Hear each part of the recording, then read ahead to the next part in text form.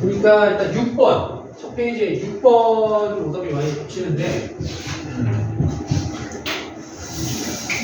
자, 오른쪽 그림과 같이 도로의 폭이 20m인 직선 모양의 도로가 수직으로 만나고 있다.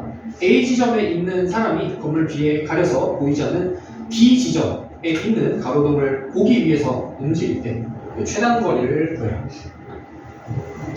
그림을 좀 볼게요. 이렇게 돌아갔고 A가 지금 20m 떨어진 지점에 지금 A가 있죠. A가 있는데 이렇게 건물이 있는 거야 지금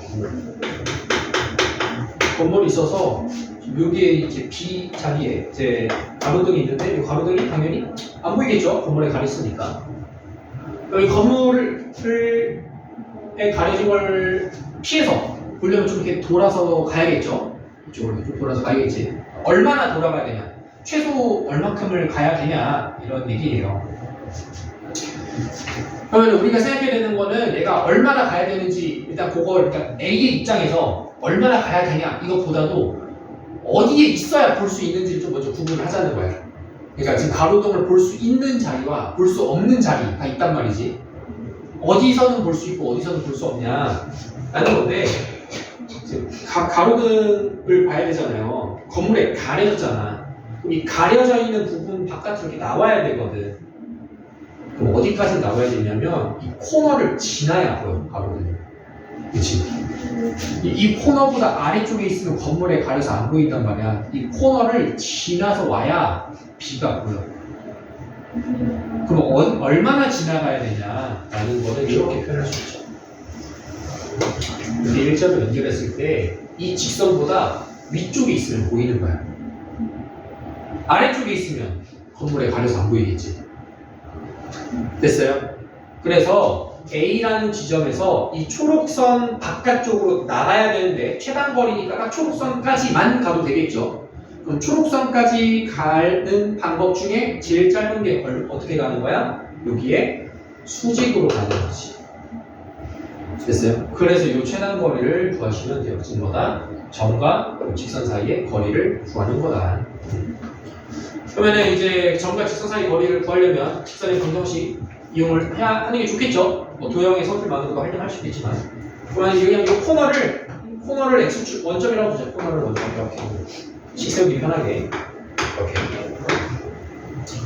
그러면은 이렇게 내려오면 이제 좌표가 40,20이죠.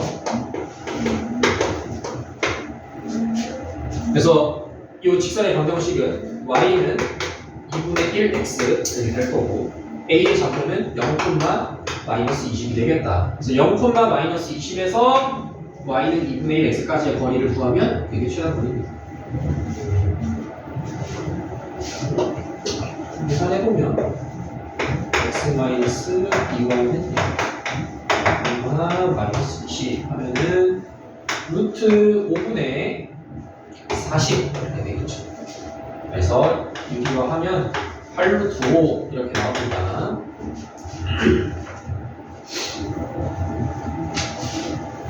그다음에 이제 두 가지가 좀 다 필요한 거죠. 첫 번째로는 얼마나 어디에 있어야 가로등을 볼 수 있냐라는 걸 일단 그림으로 파악을 하셔야 되고, 두 번째는 그렇게 파악한 정보를 가지고 거리를 구할 때는 다시 방정식을 이제 활용을 하자는 거죠. 그래서 두 가지 이런 이용해서 그 다음에 또 많이 틀렸던 게 10번 3x-2y 플러스 5는 0과 평행하고, 얘랑 평행하다고 했으니까 그 직선의 방정식은 이렇게 세울 수 있겠네요. 그렇죠? x, y 계수 같은데 상수랑 다르면 평행이잖아. 근데 이 직선까지의 거리가 루트 13인 직선이래. 그러니까 여기서 말하는 이 직선이라는 거는 3x-2y 플러스 5는 0 얘를 말하는 거겠죠. 그러니까 평행한데 얘네 둘 사이의 거리가 얼마가 되는 루트 13이 되는 직선의 방정식을 구해라 그런 얘기죠. 그럼 평행한 두 직선 사이 거리니까 한 직선 위에 아무 점이나 골라서 거리를 구하면 될 거예요. 그러면 어떻게 할까? 계산하기 쉬운 숫자가 뭐 있을까? 뭐 1,4 이런 거 쓸까? 1,4 0 대입하면 또 좋긴 한데 높은 수 나오니까 1,4 그러니까 1,4에서 이 직선까지 거리를 구하면 루트 13이 나와야 돼. 이렇게 되겠죠. 루트 13 분의 3 빼기 8 더하기 k는 루트 13. 그래서 3만 k-5가 풀마 13이니까 k는 8이거나 마이너스 8이거나 이렇게 되겠죠. 그래서 직선이 두 개 존재한다. 이 거리가 같은 직선이 두 개 존재한다는 건 지난 시간에 그림으로 설명했어요. 한 직선이 이렇게 있을 때 이 위쪽에 있냐 아래쪽에 있냐 두 가지 나온다는 거. 근데 이제 문제는 뭐냐면 그런 직선 중 사사분면을 지나는 게 뭐냐고 물었어. 사사분면을 지나려면은 y절편이 음수여야 되겠죠. 왜냐면 기울기가 지금 양수이기 때문에. 그래서 y절편이 음수인 거는 누구야?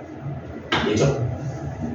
답이 3x 마이너스 2y 마이너스 8은 0 이렇게 됩니다.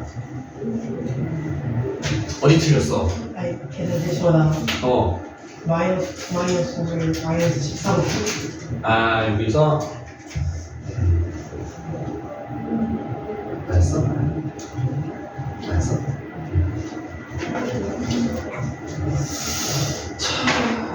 그 다음에 이거는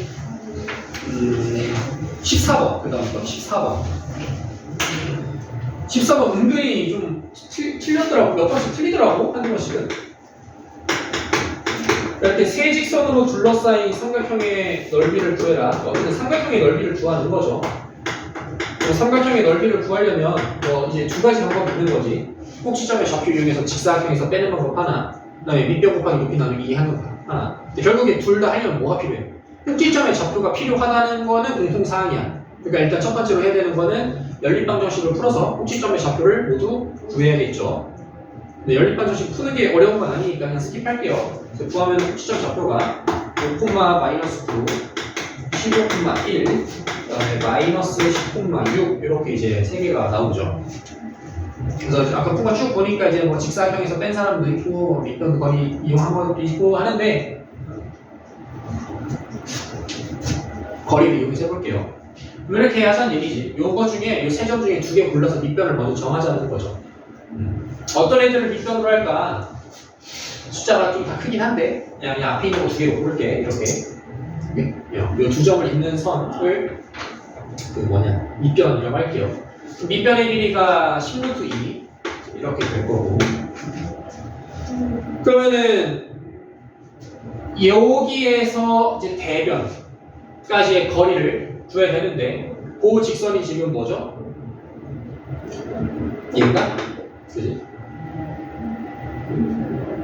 그래서 이 직선에서 여기까지 거리를 구하면 그게 이제 높이가 되겠죠.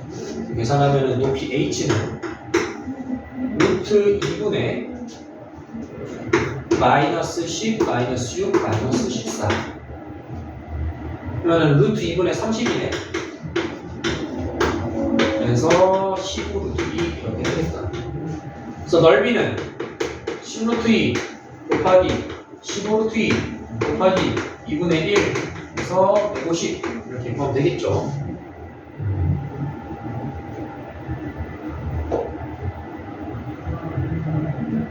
그래서 혹시나 직사각형에서 직각삼각형 빼는 방식으로 푸는 사람들의 경우에는 한번 비교를 해봐요. 뭐가 더 편한지. 근데 생각보다 그 직사각형에서 빼는 게 숫자가 좀 커져. 왜냐면 이렇게 큰 직사각형을 먼저 구해야 되다 보니까 숫자가 좀 생각보다 커진다는 단점이 있어. 물론 이제 계산 잘하면 되지. 그래서 이게 뭐 지난번에 얘기했지만 뭐 무조건 이 방법이 더 좋다 그런 얘기는 아니야. 그런 얘기는 아닌데 지금처럼 삼각형을 줄 때 직선의 방정식으로 이렇게 주는 경우에는 이렇게 거리를 이용해서 푸는 게 직사각형에서 빼는 거랑 별 차이가 안 나. 풀이 과정상 보면 계산량이 별 차이가 안 나서 쓸만해 이럴 때는. 물론 꼭지점의 좌표를 줬을 때는 직사각형에서 빼는 게 편할 수 있거든. 근데 이렇게 직선의 방정식으로 줬을 때는 이 공식, 거리 공식을 이용해서 구하는 것이 크게 차이가 안 난다. 구할만하다. 그 다음에 18번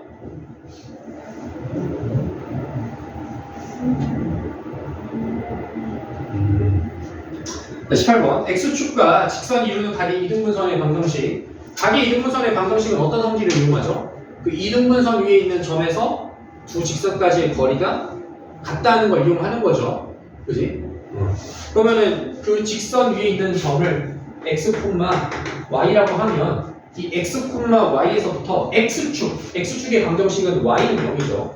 y는 0까지 그리고 4x 플러스 3y 마이너스 5는 0까지의 거리가 같다고 하면 될 겁니다. 그죠?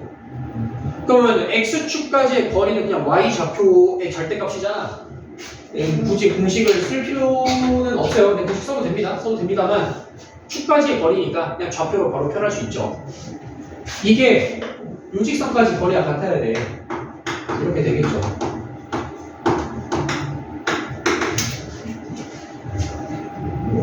왜 자꾸 이걸 빼먹었어? 다 해놓고. 세윤이는 어디 틀렸어, 아까? 어디 틀렸어? 어디 그렇게 틀렸어, 자꾸?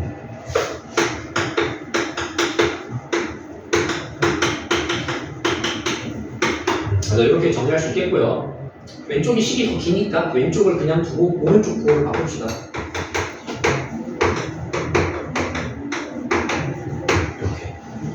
그래서 두 개 나오죠? 오케이? 그래서 플러스 넘기면은 4x 마이너스 2y 마이너스 5는 0 이렇게 되고 마이너스 5x 넘기면 4x 플러스 8y 마이너스 5는 0 그래서 이렇게 두 개 나온다.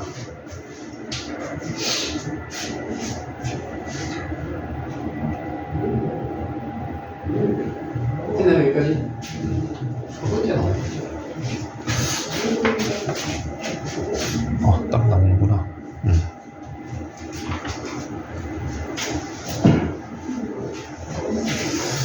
혹시 요 외에 혹시 요거 조금 애매하다, 헷갈린다 하는 게가 있을까요? 네, 정리해 주시고. 지금 보면 알겠지만 뭐 첫 번째 거 정도 말고는 나머지는 좀 이렇게 RPM이랑 풀어봤던 이제 문제들이죠. 대부분 좀 이렇게 실수가 있었던 것 같은데 이 삼각형 넓이고 하는 것도 그렇고 저것도 그렇고 이것도 그렇고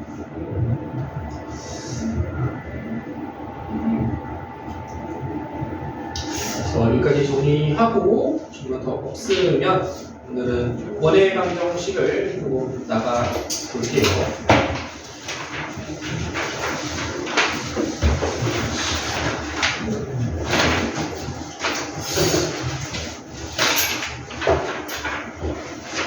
직방 시험을 그러면 잠출 오늘 해볼까? 아니 수요일 해볼까? 어? 수요일 좋아? 진짜로 가면서 어? 아 금요일까지는 좀 그렇고 수요일 해볼까? 월요일 해볼까? 되게 빨리? 왜? 왠지. 어? 똑같이 20문제 수요일? 알았어, 수요일 날 갑시다. 수요일 날? 그래, 수요일 날 보자. 어차피 오늘 그 RPM의 시험에 끝나는 문제 나갈 거니까 그거 월요일 날 풀이하고 수요일까지 복습해서 보는 걸로 합시다. 자, 그러면은 개념원리 66쪽 개념원리 66쪽 펴봅시다. 자, 그래서 자, 우리가 이제 맨 첫 번째 단원에서 점에 대해서 얘기했고요. 그 다음에 직선에 대해서 얘기했어요. 그럼 점선 했으니까 사실 그 다음 이제 면 해야 될 차례인데 면은 이제 3차원으로 넘어가니까 이제 공수표에서는 조금 이제 어려워진다. 그래서 그 공간 입체도형에 대한 얘기들은 이제 나중에 기하와 벡터라는 이제 두 3과목에서 다룬다라고 간단하게 한번 얘기를 했었는데, 그럼 이제 점하고 직선했고 그럼 그거 말고 좀 평면에서 다른 거 좀 다룰 만한 게 뭐가 있을까? 평면에서는 할 수 있는 게 이제 점과 선밖에 없잖아. 직선 했잖아. 이제 뭐 할 차례겠어? 곡선 할 차례죠. 곡선. 그죠? 곡선을 할 거야. 곡선. 근데 그 곡선도 종류가 되게 많단 말이야. 그 중에서 우리가 제일 익숙한 곡선 바로 원에 대해서 다룰 예정입니다. 알겠죠? 당연히 원 말고도 다른 곡선이 많이 있을 거란 말이야. 그럼 쌤, 그럼 다른 곡선들은 언제 배우나요? 아까 말씀드린 그 기하 벡터 과목에서 다룹니다. 그래서 원과 비슷한 이제 다른 곡선들이 몇 가지가 있거든. 수학에서 좀 중요한 곡선들. 그래서 그런 것들, 뭐 예를 들면 뭐 타원, 뭐 포물선, 쌍곡선, 이 세 가지 이제 대표적인 그런 곡선들인데 이런 곡선들은 나중에 고3 과목에서 다룹니다. 그래서 여기서는 그것까지 다루면 너무 이제 공수도 내용이 많아지잖아. 그래서 원 정도만 다룰 거예요. 원. 그래서 원에 대해서 다룰 거다. 그럼 당연히 우리가 그 3-2에서 사실 원에 대해서 좀 많이 배웠거든. 원에 대해서 제일 많이 다루는 게 3-2야. 물론 이제 1-2에서도 원과 부채꼴이 나오는데 거기서는 이제 원의 성질보다는 사실 좀 넓이 구하고 둘레 구하고 좀 이게 계산적인 게 많았잖아. 그러니까 원에 관련된 성질은 대부분 3-2에서 배웠어요. 기억날지 모르겠는데 원과 직선, 그래서 원과 접선, 현과 관련된 성질들도 배웠었고 뭐 원주각 이런 것도 배웠어요. 3-2에서 기억나요?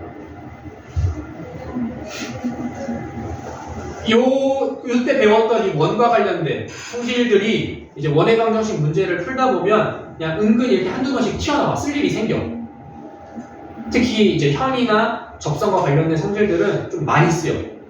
그래서 그 원과 관련된 내용들을 좀 메인으로 다룰 거다. 일단 제일 먼저 해야 될 거는 뭐야? 원이라고 하는 이 도형을 뭘로 나타내는 거?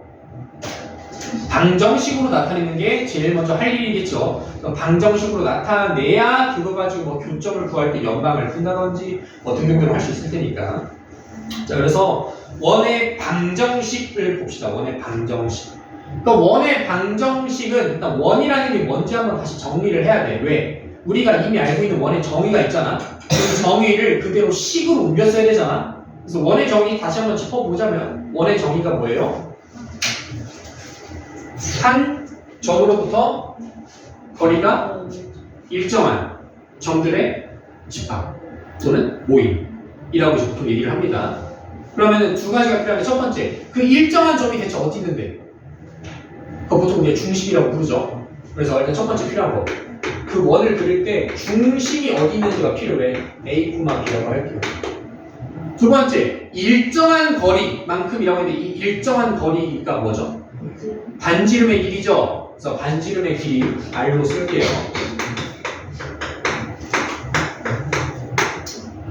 그러면은 이렇게 하자는 거야. 그럼 그 원 위에 이제 수많은 점들이 있을 텐데 그 점들 중에 하나를 x, y라고 한다면 이 x와 y가 어떤 관계식을 만족하는지를 구하면 그게 도형의 방정식이죠. 맞아요. 자취의 방정식, 도형의 방정식. 아까 1단원에서 했잖아. 이해돼요? 그걸 구하면 그게 원의 방정식이 될 거다. 그 원의 정의에 따르면 중심에서 원 위의 점까지의 거리가 1점이야 돼. 그걸 그대로 쓰자는 얘기야.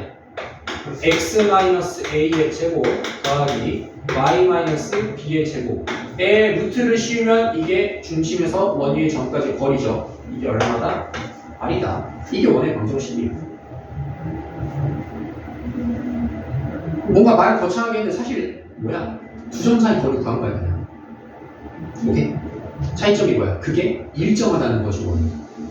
됐어요? 그래서 이게 이제 원의 방정식인데 지금 루트가 이렇게 섞여 있으면은 나중에 계산할 때도 좀 불편하고 연립하기가 불편하단 말이야. 그래서 제곱을 해서 보통 씁니다. 양변을 제곱해서 실제로는 x-a 제곱 플러스 y-b의 제곱은 r제곱 이렇게 이제 많이 써요. 알겠죠? 그러니까 여러분들이 이제 이렇게 생긴 식을, 이렇게 생긴 방정식을 보면 아, 중심이 a, b고 반지름이 r이 원이구나 이렇게 알 수 있으면 됩니다. 여기까지 오케이? 그러니까 뭔가 원이라고 해서 뭔가 새로운 게 나올 것 같지만 원의 정의상 거리에 대한 얘기이기 때문에 그냥 두 점 사이의 거리만으로 표현이 된다는 거야. 알겠죠? 그래서 이게 원의 방정식이고요. 그 밑에 보면은 이제 이렇게 3번에 무슨 뭐 어쩌고저쩌고 2차 방정식이 나오는데 자, 이거를 이제 표준형이라고 해요. 원의 방정식의 표준형.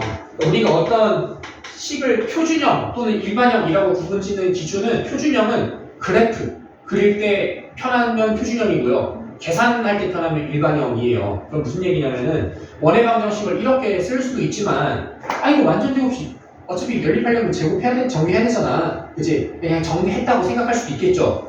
그럼 전개하면 어떤 항들이 생기냐? x제곱이랑 y제곱이라는 항이 생기고요. 그다음 x에 1차 항이 있고요. y에 1차 항이 있고요. 상수항 다 모으면 뭔가 나오겠죠. 그렇죠? 그래서 이렇게 쓸 수도 있겠지. 다 전개해서 좌변으로 넘기면 이런 모양의 식이 나올 거 아니야. 그래서 이것을 원의 방정식의 일반형이라고 불러요. 그래서 x, y 두 문자에 대한 이런 2차 방정식이 주어지면 이거는 원의 방정식이야 라고 이제 읽을 수 있으면 되고요. 그러면 이게 어떤 원인지, 중심이 어디 있는지, 반지름이 어디 있는지 알고 싶으면 뭘 하면 돼? 표준형으로 다시 바꾸면 돼. 근데 바꿀 때는 x끼리 y끼리 모아서 완전제곱식 만들면 됩니다. 요 식의 모양을 만들어야 되기 때문에. 여기까지 오케이? 그래서 왼쪽 페이지에 있는 내용이 원의 방정식의 이제 표준형과 이제 일반형에 대한 문제예요. 얘기예요. 그래서 그 밑에 66쪽 밑에 보면서 뭐 중심이 마이너스 2분의 1, 마이너스 2분의 b고 반지름이 2분의 어쩌고저쩌고 써있는데 외우지 마세요. 필요 없어요. 이 외울 시간에 그냥 계산 연습해서 계산 빨리 하는 게 더 편합니다. 어차피 방정식이 필요해, 대부분의 경우는. 물론 중심이랑 반지름만 필요한 경우도 있긴 한데 그거 하려고 이 공식 외우느니 어차피 우리 2차식을 완전제곱식으로 바꾸는 거는 어디서 했어? 2차 함수에서 많이 했지? 그냥 그거 2번 하면 되는 거란 말이야. 그래서 거기 밑에 있는 식, 그 중심이나 반지름과 관련된 식을 굳이 외우려고 애쓰실 필요 전혀 없고요. 그냥 2차 함수에서 표준형 바꾸듯이 식을 변형하는 연습을 많이 하는 게 더 좋아요. 알겠죠? 그럼에도 선생님 저는 이거 바꾸는 게 진짜 너무 죽을 것 같이 귀찮아서 외울래요. 외우세요. 외우지 말라는 건 아니야. 외우면 혼난다 막 이런 건 아니고 굳이 이런 거 외우려고 애쓸 필요 없다는 얘기예요. 그래서 밑에 있는 그 반지름의 길이가 중심 그거는 굳이 볼 필요 없어요. 그냥 이런 게 있구나. 그냥 쓱 보고 넘어가시고 난 좀 외워서 편하게 하고 싶다. 그러면 좀 보시고. 어쨌든 그래서 원의 방정식에 대한 내용은 사실 이게 다야. 나머지는 우리가 앞에서 배웠던 내용을 이제 하나씩 덧붙이면서 이제 상황을 보는 거야. 그래서 원의 방정식에 대한 기본적인 내용은 이게 전부인데요. 그 오른쪽에 보시면 좌표축에 접하는 원의 방정식이라고 나와 있어요. 그러니까 뭐냐면 어떤 원에 대한 설명을 하는데 뭐 x축에 접한다, y축에 접한다, 뭐 어디에 접한다라는 뭔가 이렇게 추가적인 수식어가 붙을 수 있잖아. 그냥 원의 방정식이 아니라. 그 중에서도 특히 뭔가 접한다라는 조건이 붙어 있을 때 우리가 이거를 어떻게 식으로 표현할 수 있겠냐라는 거야. 그 중에서도 이제 좌표축에 접하는 케이스를 이제 먼저 보자는 건데요. 이 좌표축에 접하는 원에 대해서 중심과 반지름이 어떤 연관성이 있는지 알아보자라는 게 이제 여기 내용이고 그림으로 보면 그냥 당연한 얘기들이야. 그래서 여기도 마찬가지로 67쪽 밑에 있는 내용을 막 외워서 아는 게 아니고 그냥 그림으로 그려보면 당연히 이렇게 된다 라는 식으로 이해를 하시는 게 중요합니다. 이렇게 해보자는 거지. 원이 X축, Y축에 접한다 또는 뭐 X축에 접한다 그런 상황을 생각해보자는 거야. 그럼 예를 들어서 어떤 원이 있는데 얘가 X축에 접한대. 그럼 X축에 접한다라고 했을 때 이 원을 그림을 그려보면 어떤 그림들을 그릴 수 있냐는 거지. 이렇게 그릴 수 있겠죠. X축에 접하는 원. 맞나요? 근데 이 그림만 되냐? 아니야. 원이 X축 위가 아니라 X축 아래쪽에 있을 수도 있어. 그쵸? 또는 이 Y축보다 왼쪽에 있을 수도 있지. 그러면서 동시에 이 아래쪽에 있을 수도 있잖아. 맞아? 그래서 문제에서 X축에 접한다라고 하면은 그러니까 뭔가 이 도형에 대한 설명이 나오면 그냥 바로 막 세우려고 이렇게 하지 말고 먼저 그림을 좀 그려보라는 거야. 그래서 만약에 문제에서 어떤 원이 있는데 X축에 접한다라고 하면은 X축에 접하는 그림을 이렇게 그려보라는 거야. 그럼 몇 가지 케이스 나와 지금? 4가지 케이스가 나오죠. 맞아요? 그러면 각각의 케이스를 볼게요. 자, 중심은 A, B로 통일을 할게요. 그럼 이 첫 번째 원의 경우는 원의 방정식을 이렇게 쓸 수 있겠지. x-a제곱 더하기 y-b의 제곱. 자, 이때 반지름은 얼마야? b죠? 맞아요? b제곱 이렇게 하면 되겠네. 그럼 밑에 있는 경우에는 일단 두 번째 경우 이때는 x-a제곱 더하기 y-b의 제곱까지 똑같죠? 자, 이때 반지름의 길이는 얼마죠? 그치, 반지름의 길이 마이너스 b죠. 그러니까 오른쪽에 반지름 제곱이니까 b제곱 이렇게 되겠지 당연히. 이해되시나요? 그럼 왼쪽으로도 똑같이 할 수 있겠지. 여기도 똑같이 a, b라고 하면 얘를 3번, 4번이라고 할게요. 그럼 3번씩 이렇게 써보면 3번씩은 어떻게 되겠어? 똑같이 x-a 제곱 플러스 y-b의 제곱은 반지름 똑같이 b잖아. b제곱 이렇게 될 거야. 4번도 마찬가지 똑같이 나오겠죠. 됐어요? 다만 이때 식은 똑같은데 차이점이 있어요. 어떤 차이점이 있냐면 이때는 A랑 B가 둘 다 양수고요. 이때는 A가 양수고 B가 음수고요. 이때는 A가 음수고 B가 양수. 이때는 A랑 B가 둘 다 음수다라는 A, B의 부호의 차이가 있죠. 그렇지만 원의 방정식 자체는 똑같은 형태로 생긴다라는 거는 이해되시죠? 맞아요? 여기까지 이해되니? 그러니까 이거를 그러니까 이런 내용을 지금 정리해놓은 게 그 67쪽 밑에 있는 내용이야. 그러니까 그 밑에 있는 내용을 보고서 막 어떨 때는 식이 어떻게 생기고 어떨 때 어떻게 생기고 이거를 외우는 게 전혀 도움이 안 돼. 어차피 실제 문제에서 설마 x축 y축에 접하는 것만 주겠어? 그것만 주진 않을 거 아니야.